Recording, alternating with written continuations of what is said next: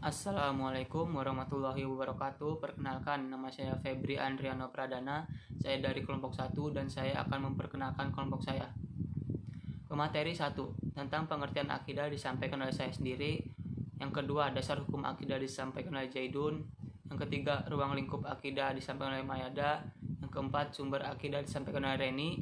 Yang kelima, cara menetapkan akidah disampaikan oleh Abdul. Akidah berasal dari kata akada yakudu akdam, yang berarti simpulan, ikatan, dan perjanjian yang kokoh dan kuat. Setelah terbentuk menjadi akidatan, berarti kepercayaan atau keyakinan. Kaitan antara akidan dengan akidatan adalah bahwa keyakinan itu tersimpul dan tertambat dengan kokoh dalam hati, bersifat mengikat dan mengandung perjanjian. Makna akidah secara etimologisnya seperti diungkapkan oleh Hasan al-Banna sebagai berikut. Akaid berbentuk jamak dari akidah adalah beberapa masalah yang wajib diyakini kebenarannya oleh hati, mendatangkan ketentraman jiwa, menjadi keyakinan yang tidak tercampur sedikitpun dengan keraguan-keraguan lain. Abu Bakar al-Jaziri mengemukakan tentang pengertian akidah sebagai berikut. Akidah adalah sejumlah kebenaran yang dapat diterima secara mudah oleh manusia berdasarkan akal, wahyu, dan fitrah. Kebenaran itu dipatrikan dalam hati dan ditolak segala sesuatu yang bertentangan dengan kebenaran itu. Dari dua pengertian tersebut, ada beberapa hal penting yang harus diperhatikan dalam memahami akidah secara lebih tepat dan jelas. Pertama, setiap manusia memiliki fitrah untuk mengakui kebenaran dengan potensi yang dimilikinya. Indra dan akal digunakan untuk mencari dan menguji kebenaran, sedangkan wahyu menjadi pedoman untuk menentukan mana yang baik dan mana yang buruk. Dalam berakidah, hendaknya manusia menempatkan fungsi masing-masing alat tersebut pada posisinya. Kedua, keyakinan itu harus penuh, tidak berbaur dengan kesamaan dan keraguan. Oleh karena itu, untuk sampai kepada keyakinan, manusia harus memiliki ilmu sehingga ia dapat menerima kebenaran dengan sepenuh hati. Setelah mengetahui dalil-dalilnya, ketiga tersebut pada posisinya.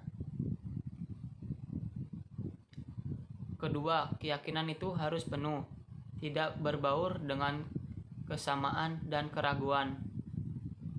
Oleh karena itu, untuk sampai kepada keyakinan, manusia harus memiliki ilmu sehingga ia dapat menerima kebenaran dengan sepenuh hati.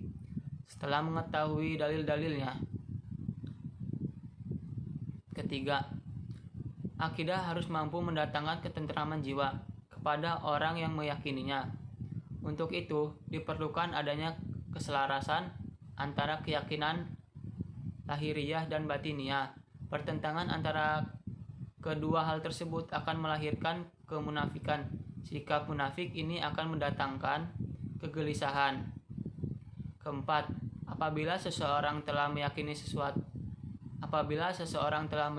suatu kebenaran, maka konsekuensinya ia harus sanggup membuang jauh-jauh segala hal yang bertentangan dengan kebenaran yang diyakininya itu. Baik, yang pembaca materi selanjutnya akan dibacakan oleh Jaidun Khairi. Sekian dari saya, kurang lebihnya mohon maaf. Wassalamualaikum warahmatullahi wabarakatuh. Assalamualaikum warahmatullahi wabarakatuh. Saya Zaidul Khairi, pemateri 2 dari kelompok 1 yang akan membahas tentang dasar hukum akidah.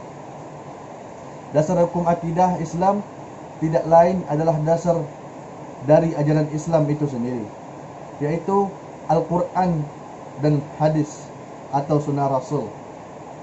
Al-Quran merupakan firman Allah Subhanahu wa Ta'ala yang diwahyukan kepada Nabi Muhammad SAW dan melalui perentaraan malaikat Jibril. Di dalam kitab suci Al-Quran diterangkan akidah Islam sesuai kehendak Allah Subhanahu wa Ta'ala sebagai pencipta dan pengatur alam semesta. Manusia yang telah mengikuti petunjuk-petunjuk Al-Quran berarti telah memiliki akidah yang benar. Sebaliknya, manusia yang tidak mengikuti petunjuk-petunjuk Al-Quran berarti ia tidak memiliki akidah yang benar. Akidah termuat dalam kalimat syahadat yang artinya aku bersaksi tiada Tuhan selain Allah dan Nabi Muhammad adalah utusan Allah Subhanahu wa taala. Hadis ialah segala ucapan, perbuatan dan takriri atau sikap diam Nabi Muhammad SAW. Islam telah menegaskan bahawa hadis menjadi hukum Islam kedua setelah Al-Quran, baik sumber hukum dalam akidah maupun dalam semua persoalan hidup. Hadis dijadikan sebagai dasar hukum kedua dengan beberapa alasan, antara lain sebagai berikut. Yang pertama adalah segala yang diucapkan Rasulullah SAW berdasarkan petunjuk wahyu dari Allah Subhanahu wa taala. Yang kedua, Allah Subhanahu wa taala memberikan petunjuk kepada manusia untuk mengikuti kebenaran yang telah disampaikan oleh Rasulullah SAW. Yang ketiga, banyak hadis yang menjelaskan maksud beberapa ayat Al-Quran yang masih bersifat global, termasuk masalah akidah Islam. Hanya itulah yang dapat saya sampaikan. Materi selanjutnya yang akan disampaikan oleh teman saya yang bernama Mayada. Sekian, terima kasih. Assalamualaikum, saya Mayada Wahyuni Andri sebagai pemateri ketiga akan membahas tentang ruang lingkup akidah. Secara formalnya, kajian dasar akidah ini sudah terangkum di dalam rukun iman kita yang 6. Oleh sebab itu, sebagian para ulama dalam pembahasan kajian kaidah ini mengikuti sistematikanya rukun iman. Yang kita ketahui yaitu iman kepada Allah, iman kepada malaikat, iman kepada kitab-kitab Allah, iman kepada nabi dan rasulnya Allah, iman kepada hari akhir, dan iman kepada qada dan qadarnya Allah. Adapun menurut Hasan al-Banna, beliau mempunyai pembagian terhadap ruang lingkup akidah ini. Dia meliputi 4 hal. Yang pertama ada uluhiyah, ada nubuwah, ada ruhaniyah, dan ada sami'iyah. Yang pertama uluhiyah. Uluhiyah ini membahas tentang segala sesuatu mengenai Allah, baik itu sifat-sifat Allah, perbuatan Allah, wujudnya Allah. Terus yang kedua ada nubuwah. Nubuwah di sini membahas tentang nabi dan rasulnya Allah, baik itu kitab-kitabnya, mukjizat, karomah, dan ihras. Adapun yang ketiga yaitu ruhaniyah. Ruhaniyah ini membahas tentang alam metafisika atau makhluk gaibnya Allah, yaitu malaikat, jin, iblis, setan, bahkan roh. Yang terakhir ada sami'iyah. Sami'iyah ini diketahui lewat sama'i. Maksudnya di sini melalui dalil nakli berupa Al-Quran dan As-Sunnah.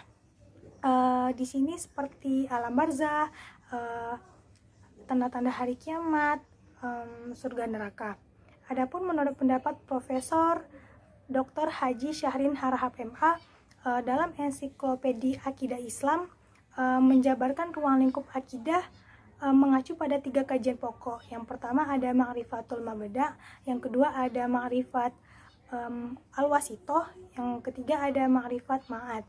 Yang pertama ma'rifatul mabda' atau pengenalan terhadap sumber ajaran agama. Di sini juga sama seperti yang disampaikan oleh pendapat Hasan al-Banna, itu mengenai Allah juga, termasuk sifat-sifat wajib, sifat mustahil, bahkan sifat wajib, bahkan sifat jaiznya Allah. Yang kedua ada ma'rifat al-wasito atau pengenalan kabar atau berita keagamaan. Di sini mengkaji tentang utusan-utusannya Allah, baik itu kepastian keberadaan mereka, sifat-sifat yang semestinya ada, mustahil bahkan jaiz bagi mereka.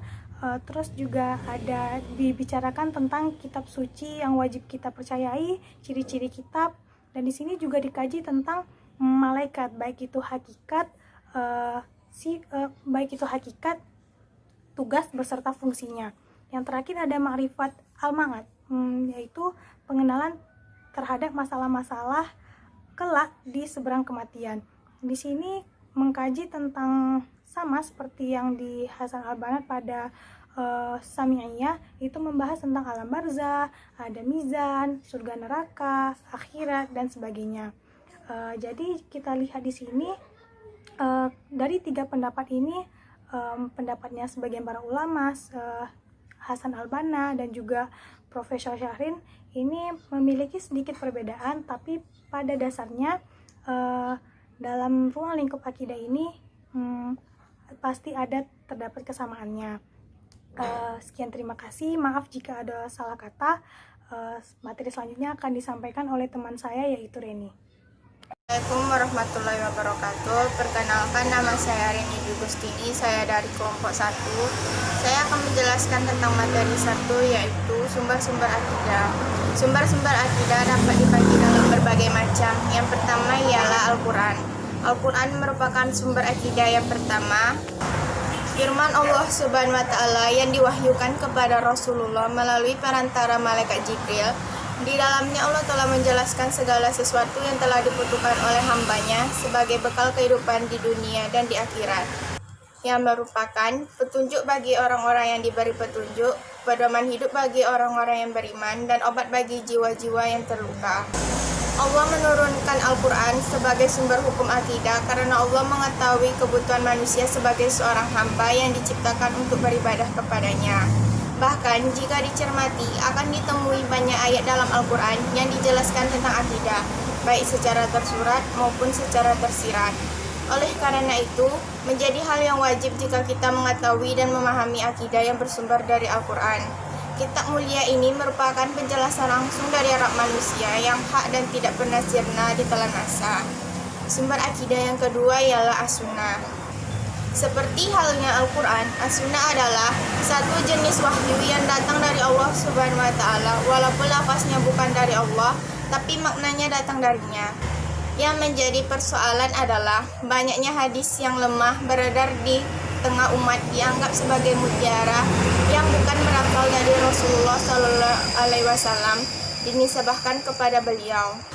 Hal ini tidak lepas dari usaha penyimpangan yang dilakukan oleh musuh-musuh Allah untuk mendapatkan keuntungan yang sedikit, akan tetapi Maha Suci Allah telah menjaga kemurnian As-Sunnah hingga akhir zaman melalui para ulama dan ahli ilmu. Selain melakukan penjagaan terhadap ahli sunnah, Allah telah menjadikan As-Sunnah sebagai sumber hukum dalam agama.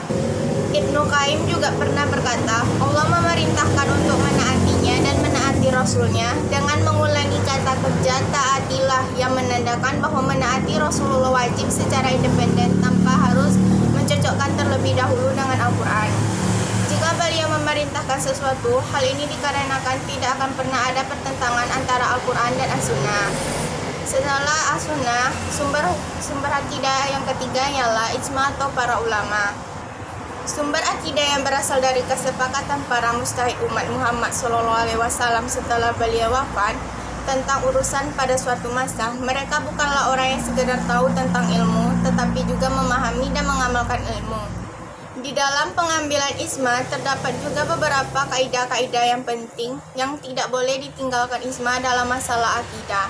Harus berdasarkan kepada dalil Al-Quran dan As-Sunnah yang sahih, karena perkara akidah adalah perkara tauqifiyah yang tidak diketahui kecuali dengan jalan wahyu. Sedangkan fungsi ijma adalah menguatkan Al-Quran dan As-Sunnah serta menolak kemungkinan terjadinya kesalahan dalam dalil yang zani sehingga menjadi kotaan. Selain dari Al-Quran, As-Sunnah dan juga ijma atau para ulama, adapun sumber akidah yang berasal dari akal sehat manusia. Selain ketiga sumber di atas, akal juga menjadi sumber hukum akidah dalam Islam. Hal ini merupakan bukti bahwa Islam sangat memuliakan akal serta memberikan hak sesuai dengan kedudukannya, dengan cara memberikan batasan dan petunjuk kepada akal agar tidak terjebak dalam pemahaman-pemahaman yang tidak benar. Hal ini sesuai dengan sifat akal yang memiliki keterbatasan dalam memahami sesuatu ilmu ataupun peristiwa. Baiklah, sampai di sini dulu yang dapat saya jelaskan tentang sumber-sumber akidah. Apabila ada kekurangan, saya mohon maaf. Wabillahi taufiq wal hidayah. Wassalamualaikum warahmatullahi wabarakatuh. Assalamualaikum warahmatullahi wabarakatuh. Saya Abdul Muin Lubis, pemateri kelima dari kelompok 1, akan menyampaikan materi kelima, yaitu cara menetapkan akidah. Nah, dalam hal ini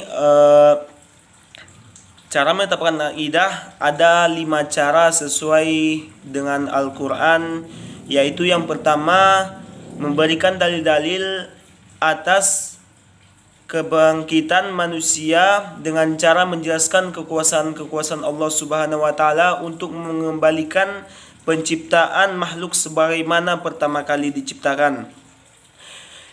Yang kedua, mengingatkan kita atas penciptaan benda-benda besar yang jika dibandingkan dengan penciptaan manusia, maka penciptaan manusia itu hanyalah sederhana ataupun istilahnya paling mudah dilakukan oleh Allah Subhanahu wa taala.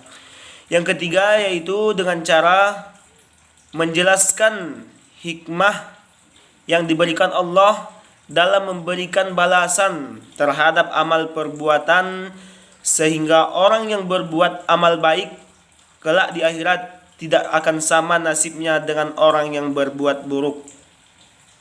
Dan seandainya tidak ada balasan bagi orang-orang yang berbuat baik maupun yang berbuat buruk, maka niscaya hidup ini hampa rasanya tanpa ada tujuan hidupnya. Yang keempat, menjelaskan balasan baik yang akan diterima oleh kaum mukminin di akhirat atas perbuatan amal solehnya, serta siksaan yang menanti bagi orang-orang musyrik ataupun orang-orang kafir atas ingkarnya kepada Allah Subhanahu wa taala. Oleh karena itu, Al-Quran banyak berbicara tentang hari kiamat, hari pembalasan, dan kepedihan siksa-siksa pada hari akhirat. Tentang amal perbuatan tidak sedikit pun meninggalkan balasan.